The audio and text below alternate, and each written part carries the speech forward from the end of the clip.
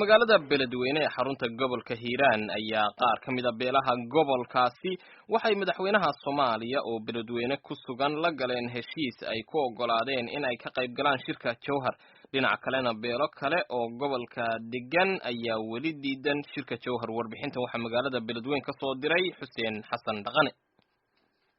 dawladda Soomaaliya ayaa sheegtay inay heshiis la gaartay odayaasha dhaqanka ee gobolka Hiiraan oo iyagu diidana shirka Jowhar ee maamulka loogu sameeyo gobolada Hiiraan iyo Shabeellaha Dhexe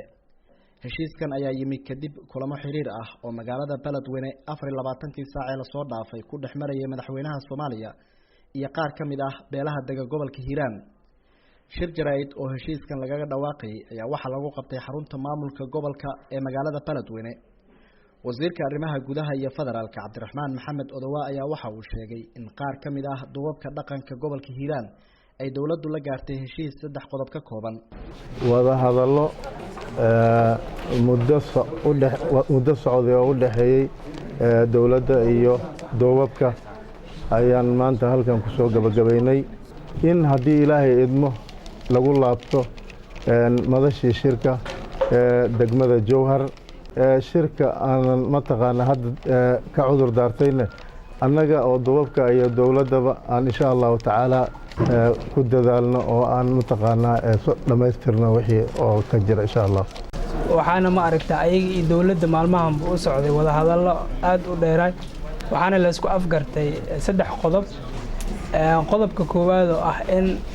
talada duubabka gacantooda lagu soo celiyo qaabkii maamul sameynta loo yigleeli lahay dawladda iyo duubabka ma aragtaa way isku afgarteen dawladdan way aqbashay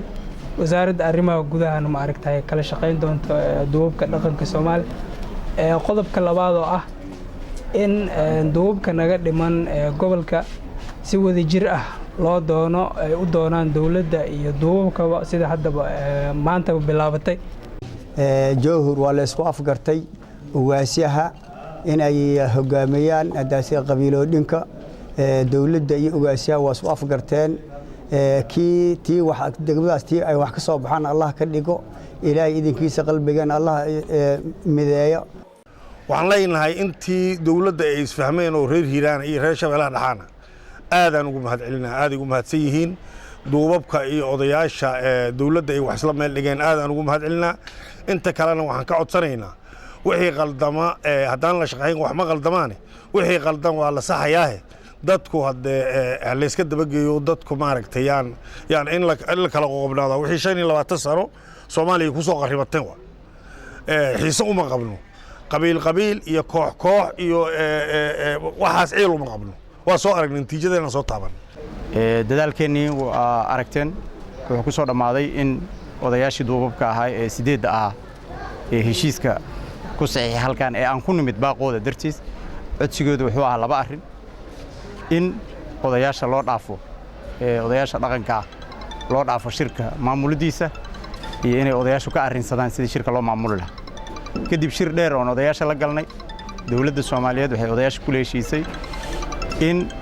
wixii ku saabsan hagidda shirka xagga awood qaybsiga odayaasha loo dhaafo 2 in dib loogu laabto oo dhammaan odayaasha ay ku laabtaan intii ogolaatay magaalada Jowhar haddii Ilaahay raa wixii ka bilowdo berri 3 in inta dhiman la soo dhameystiro processka inta uu socdo haddii Ilaahay yiraahdo ama dhaqan ha ahaadaan